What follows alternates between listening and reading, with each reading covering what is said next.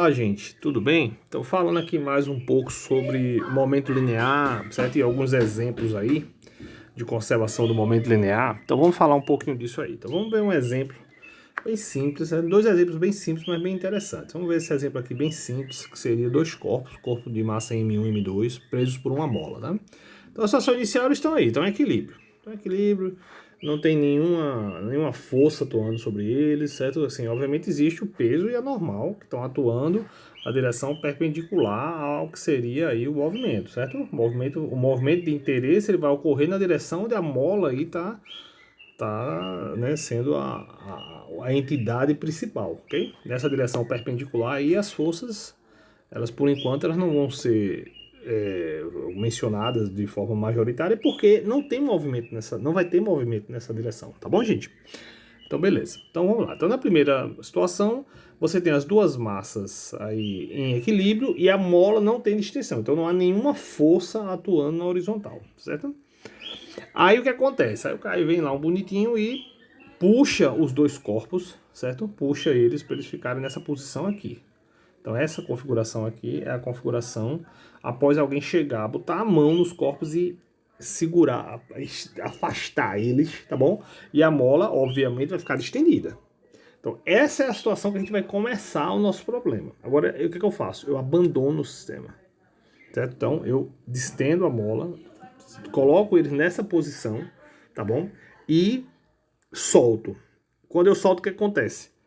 A mola, que está distendida, começa a se fechar, né? Aí, o que é que vai acontecer? A pergunta do problema é qual é o movimento dos corpos? Como é que eles vão se movimentar? Né? Então, como a gente já iniciou a discussão, no momento que você abandona, a mola que está distendida ela tem uma tendência a se comprimir, a se fechar. Então, ela vai fazer uma força, né, puxando os dois corpos. Essa força ela é interna ao sistema.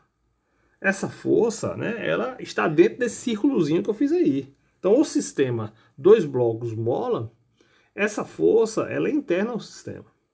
Então, não é uma força externa. Houve força externa da configuração 1 para 2. Esse houve força externa. Alguém foi lá e alimentou o sistema com energia. Certo? Alguém foi lá e colocou energia na mola. Mas daí para frente, você tem basicamente as forças que já estavam lá atuando no sistema, tá certo? Então, não vai ter nenhuma mudança no momento linear. O momento linear do sistema tem que se conservar, tá certo? Quanto é o momento linear do sistema inicial na configuração 2? Zero. Por quê? Você não tem movimento. O corpo 1 e o corpo 2 estão parados. Essa configuração inicial, você estendeu os dois corpos e segurou ele lá. Então, a velocidade de ambos é zero. O momento depende basicamente da massa vezes a velocidade. Se a velocidade é zero, o momento é zero. Então, na configuração 2, o momento é zero. Na configuração 3, que é aquela configuração imediatamente após você abandonar os corpos, você se distende, segura, aí solta, eles começam a se mover. Aparentemente tem momento. Tem momento sim, mas tem momento em corpos separados. Mas o momento global também tem que ser zero. Tá bom? Por quê? Porque você não tem força externa atuando. Então o que acontece? O momento em 2 tem que ser igual ao momento em 3. Então o momento em 2 é zero, então o momento em 3 também tem que ser zero. Tá bom?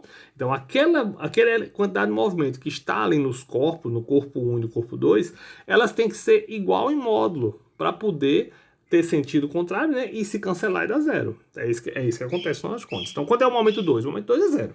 A gente já discutiu. Quanto é o momento 3? O momento 3 ele é a soma do momento linear em cada corpo. Então você tem esse termo aqui no corpo 1, esse termo no corpo 2. Tá bom? Então, lembrando, como eu disse, como ele é zero, você tem que ter que o um é menos o outro. E a velocidade de um corpo, ela é contrária, como a gente já imaginava que era, à velocidade do outro.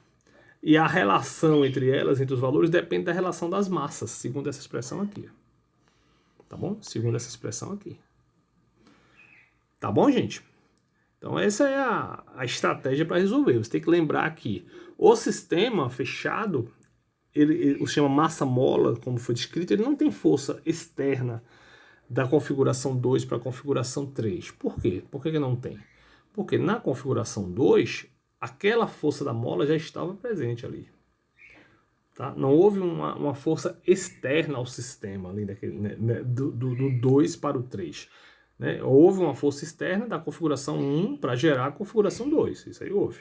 Mas da 2 para 3 não houve força externa nenhuma. Então, nessa transição de 2 para 3 aqui, dele sair dessa configuração para essa configuração, o momento se conserva. Tá bom, gente? Bem, outra aplicaçãozinha de momento é um problema de física nuclear, que é um problema sobre o decaimento do urânio. Né? Bem, o urânio é um dos isótopos aí do urânio 238, é um dos isótopos do urânio, né? É um dos mais estáveis. E ele sofre alguns processos de decaimento bem interessantes. Né? O urânio ele pode se quebrar em um novo, vamos dizer assim, isótopo chamado tório 234. Agora, para isso, ele precisa perder a chamada partícula alfa. O que é uma partícula alfa? Partícula alfa, só uma curiosidade aqui, é um núcleo de hélio. Tá bom, gente? É um tipo de radiação ionizante onde você assim, essa partícula alfa foi junto com a partícula beta e tudo mais, foram algumas das radiações ionizantes que foram detectadas inicialmente, entendeu? Foram uma das primeiras que foram detectadas. E tem histórias bem interessantes aí em torno dessa partícula alfa, né? A partícula alfa, como eu disse, é um núcleo de hélio, tá? Então, Rutherford fazia experimentos com emissão de partículas alfa, colidindo essas partículas com folhas de ouro, né? Isso ajudou tanto ele, de fato, a entender a radioatividade um pouco mais, ele junto com Curie, quanto também ajudou no próprio modelo atômico dele, né? E a partícula alfa tem uma história interessante, né? Ele pegava um cara chamado Geiger, que é Hans Geiger, acho que é o nome dele, Hans Geiger, que era um cara que ele foi militar há um tempo, mas também fez doutorado, tudo, e esse cara ajudou nesse experimento, no famoso experimento de Rutherford, né? Que é um experimento famoso. E o cara participou do experimento, e das primeiras versões do experimento, eles não tinham como detectar. Como é que você detecta que saiu algo, uma partícula, né, um núcleo de um átomo e ele colide com uma folha de ouro? Como é que você detecta isso? Então todo o procedimento inicialmente foi feito de uma maneira bem artesanal e acabou evoluindo para um tubo, contendo diferença potencial e uma estruturazinha rudimentar, mas bem inteligente, que essa estrutura fazia a chamada contagem de partículas alfas. E daí, né, ele modificou esse sistema, inclusive, para contar várias partículas, né, não só uma, e acabou ficando, evoluiu para o chamado contador Geiger, que é o que a gente usa hoje para fazer a detecção de radiação, né, radiação ionizante. Ele não detecta apenas a partícula alfa, também outras radiações, certo? Beta, gama, o próprio raio-x e etc. E também outras coisas. Tá bom, gente? Então é isso. Então, tudo bem, mas vamos voltando, sair um pouquinho das curiosidades, voltando aí para o nosso momento. Então, você tem esse processo aí de decaimento, né, onde o 238, o urânio, cai para o tório e libera a partícula alfa. Então, como é que é o processo? Primeiro você tem aqui o 238, configuração inicial. Velocidade dele inicial, 0. Momento inicial, 0. Momento inicial aqui, 0. De uma hora para outra, que demora um pouquinho, viu? Demora um bocado. Você tem esse processo de decaimento. Sai uma partícula alfa, que tem a velocidade aproximadamente essa, e fica o tório 238, que é o 234, que é o urânio 238 após o decaimento, né? Certo? Após o decaimento da partícula alfa. Agora, ele não pode ficar parado. Por quê? Eu tenho que conservar um momento. Eu tinha uma bola, vamos dizer assim, aí daqui de uma hora para outra a bola se dividiu em duas. Eu não posso. Esse sistema aqui, ele é o mesmo sistema inicial. O que causou a divisão é um processo interno. Então o momento tem que se conservar. Aí assim você consegue estimar, uma vez que você consegue medir a velocidade da partícula alfa, você consegue estimar a velocidade do núcleo, do isótopo lá que restou, tá bom? Então você faz isso usando basicamente a mesma expressão de conservação de momento que a gente usou no exemplozinho passado. momento antes é igual ao momento depois. Quanto é o momento antes, zero. Quanto é o momento depois, você tem o tório e tem a partícula alfa.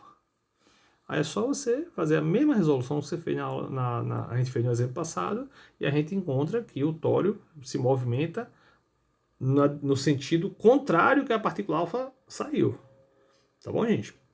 E a velocidade, ela é aproximadamente... Aí tem a relação entre a massa da partícula alfa e a massa do tório, e aí a velocidade é aproximadamente essa daí, tá bom?